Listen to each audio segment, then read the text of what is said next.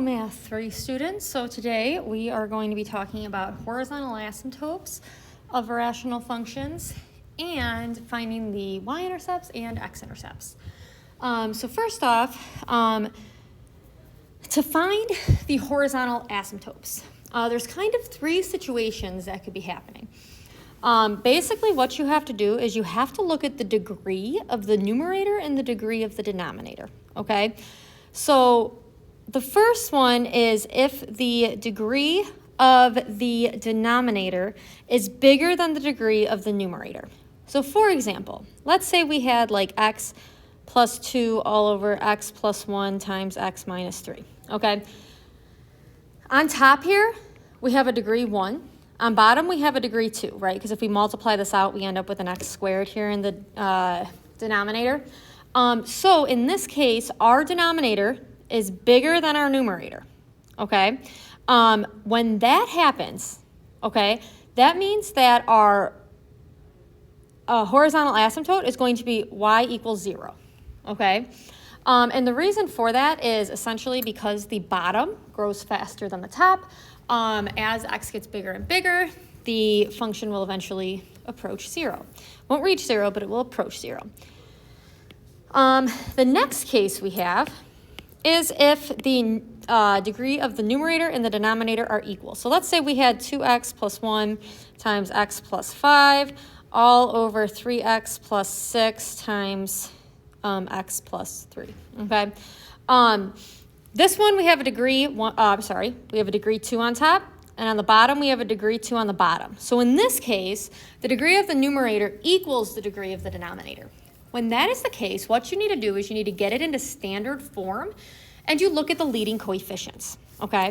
So we're going to go ahead, if we can FOIL this out, we get we get 2x squared plus 10x plus 1x, which would be plus 11x, plus 5 on top, and then on the bottom, we would get 3x squared, and then we get 9 and 6, which would be 15x, plus 18. So I just multiplied those out.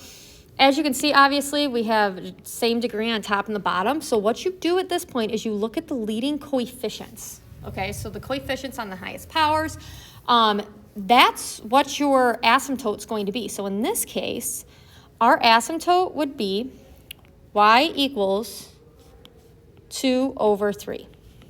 All right, that would be our horizontal asymptote. Now, if the numerator is bigger than the denominator, okay, so for example, let's say we had 3x plus 1, x plus 5, all over 2x plus 5, okay? This one, we have a degree 2 on the top, a degree 1 on the bottom. That means that our numerator is going to grow faster than our denominator. That means that there's no horizontal asymptote. We actually have what's called a slant asymptote, all right? But we have no horizontal asymptote, all right, if the degree on top is bigger than the degree on the bottom. All right, so they want us to find the horizontal asymptote here. So first we have to figure out what case we have, all right? So if we were to go ahead and multiply this out, we get x squared plus 14x plus 40 on the top. And on the bottom, we would get x squared plus 6x plus 8 on the bottom. So our degree of our numerator is equal to the degree of our denominator. Now, when the degree of the numerator is equal to the degree of the denominator, we can go back up here and look. Well, what we do is we look at the leading coefficients of the numerator and the denominator. Well, my leading coefficient on top is 1. My leading coefficient on the bottom is 1. 1 over 1 is 1. So that means that my horizontal asymptote is going to be y equals 1. All right, let's go ahead and try this one. So this one is actually already in standard form. Determining the leading coefficients is easiest to do when it's in standard form, so we don't have to even FOIL these out at all. If we look, my degree on top is 2. My degree on the bottom is 2. All right, so that means that the degree of the numerator equals the degree of the denominator. Again, when the top equals the bottom, we look at the leading coefficients. So we've got a 2 and we've got a 1. that means that our horizontal asymptote is going to be y equals 2, because we do 2 divided by 1. All right, let's try this next one. So if we look, the numerator is ready to go. However, the denominator, we got to multiply out. So we get x squared, and then minus 9 minus 8 is going to give us minus 17x plus 72. Now,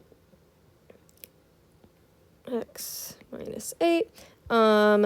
So we could go ahead and distribute that 3. We get x minus 8 all over, and then we get 3x squared. Negative 17 times 3, negative 51x. And then 72 times 3, we get, 216. So all I did there was put the denominator in standard form, multiplied out, distributed my 3. So if we look at it now in standard form, the degree of our numerator is 1, but the degree of our denominator is 2. Okay, so that means that the bottom is bigger than the top. So if we look back here, if our bottom is bigger than our top, which is what it's showing here, that means that our horizontal asymptote is going to be just y equals 0. And that's our answer. All right, let's go ahead and try this one out. So this one, I would say you probably don't even have to multiply out to do. Our degree on the top is going to be 2, and our degree on the bottom is going to be 1. You could go ahead and put this in standard form and see that the highest power on top is x squared, the highest power on the bottom is just x. And in this case, our numerator is bigger than our denominator. So if we look, when our numerator is bigger than our denominator, there is no horizontal asymptote. This will have what's called a slant asymptote, and we'll talk about that later. All right, let's try this one out. So looking at this one, neither of these are in standard form. So what we could do is get these in standard form here. We get 15x squared plus 12x. Then on the bottom, we get 5x squared, and then what, 10 minus 3, which is going to be plus 7x minus 1. All right, so then we got to look at our degrees. The degree of our numerator is 2. The degree of our denominator is 2. So when they're equal, that's when we look at the leading coefficients, okay? We've got 15 over 5. That means we're going to get y equals 3. All right, let's try the next one. So if we look on top here, that one's good to go. We can distribute the 3 on the bottom. We get 6x minus 21. So my degree on top is 1. My degree on the bottom is 1. So that means when they're equal, we look at the leading coefficients. That means that I get 5 over 6. We can't simplify that. So my horizontal asymptote is going to be 5/6. All right. Next one. All right. So we could go ahead and distribute here. We get 2x squared plus 2x. And then on the bottom, we would get x squared minus 49. We can distribute that 3, 2x squared plus 2x, 3x squared, and then I don't know what 49 times 3 is. It is 147. Would never have guessed that. So minus 147. All right. So then, again, my degree on top is 2. My degree on the bottom is 2. They are equal. Again, we're looking at the highest power to determine the degree. So if we take our leading coefficients, we get 2/3. So y equals 2/3. All right. Now this one's already in standard form. And just to kind of reiterate, factored form is when it looks like this, right? When you have the parentheses. Standard form is when it's all multiplied out. So in this case, we've got a degree 1 on top and we've got a degree 2 on the bottom. So the bottom is bigger than the top. That means that our horizontal asymptote is y equals 0. All right. Next thing we're going to talk about is x-intercepts. All right. So x-intercepts occur when the numerator is equal to 0. All right. So basically what you want to do is you want to take the numerator, set it equal to 0. However, one thing you have to check for is you have to kind of double check that that's not a whole. So first you check to see if you have any holes, then you set the numerator equal to 0. So again, this is just going to be a ton of factoring. So first thing we need to do is factor the top here. So we get x, let's see, negative 8. So how about plus 4 minus 2? On the bottom here, we're just going to have a GCF of 3x. So we get x plus 4. All right. So looking here, these guys cancel out. When something is a whole, it can't be anything else. All right. So like when something's a whole, it can't be a vertical asymptote. When something's a whole, it cannot be an intercept. It's a whole. Point doesn't exist. So we know we have a whole at x equals negative 4 here. All right. So again, to find the x-intercepts, you just set the numerator is the top. You just set it equal to 0 after checking for holes. So I would just do x minus 2 equals 0. I get x equals 2. That is my that's my only x-intercept here. All right. All right, let's try this next one. So on top, I can take a 2 out. I get x plus 9. This one, unfortunately, it looks like I'm going to have to do some AC factoring here.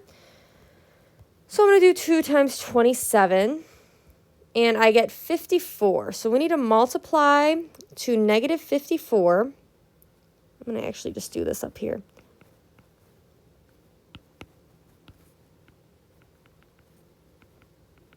And we need to add to 15.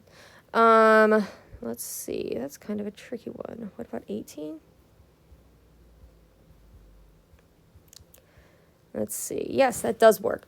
So it looks like to multiply to negative 54, we could do 18 and negative 3, and then those are going to add to 15. So we're going to go ahead and do our AC factoring, which is 2x squared plus 18x, minus 3x minus 27. All right. So we can go ahead and take out our GCF here, which is going to be 2x. We get x plus 9. Now, looking at taking the GCF out here, we know we're trying to get an x plus 9. So let's try and factor out a negative 3, right? And we get x plus 9 there. So this factored is going to be 2x minus 3 and x plus 9. All right. Now, looking here, we've got a whole at x equals negative 9, okay? Because we have a whole at x equals negative 9, that x plus 9 cannot represent a y-intercept. So all we're left with on top is a 2, right? So you're supposed to set the numerator equal to 0. You can't make a 2 equal to 0. So this actually has no x-intercepts. All right? Let's try the next one. All right, so in the numerator here, we cannot factor anything, so we just get 2x minus 9. Here, we're going to end up with x plus 10, x plus 1. So nothing cancels, all right? So we're just going to set our top equal to 0. We add 9. Divided by 2. We get that x equals 9 over 2. Or 4.5. So our x-intercept here is going to be 9/2. All right, let's try the next one. All right, so unfortunately, it looks like we got some AC factoring up here, so let's practice that. Oh, I don't want that. I want my calculator. All right, so 5 times 40 is going to be 200, right? So we need to figure out what multiplies to 200, and then we need to add to 54. Let's see, probably 50 and 4, right? Yeah, so we're going to do 50 times 4. So let's go ahead and write this out. We're going to do 5x squared plus 50x plus 4x plus 40. We can take a 5x out. We get x plus 10. Here we can take a 4 out, x plus 10. So our numerator factored is going to be 5x plus 4 times x plus 10. And then on the bottom, we can take a 2 out, so we get x plus 8. All right?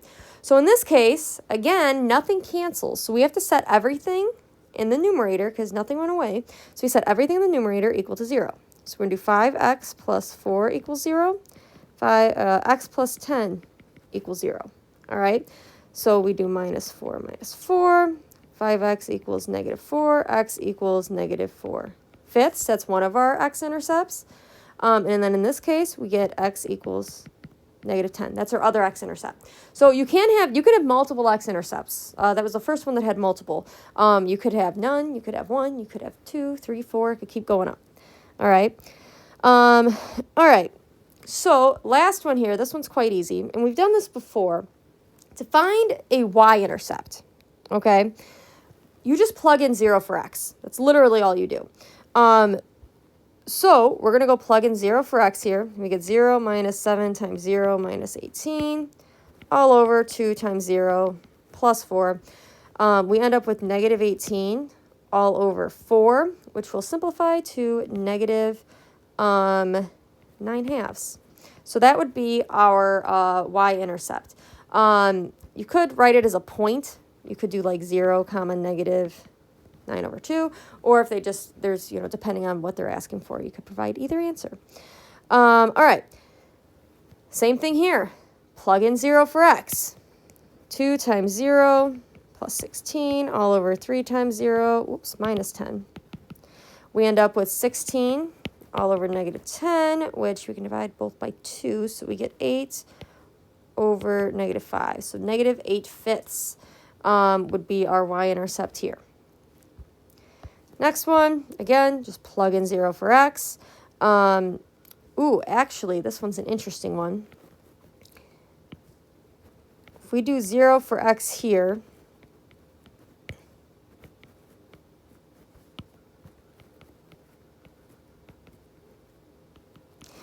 we actually end up with negative 90 over 0, which means that it's undefined. And if you had worked through this problem previously, you actually would have found that there's a vertical asymptote at x equals 0. So this one has no y-intercept. Because obviously if you plug that in, you're going to get undefined. So if you end up with divided by 0, no y-intercept. All right, again, we plug in 0 for x.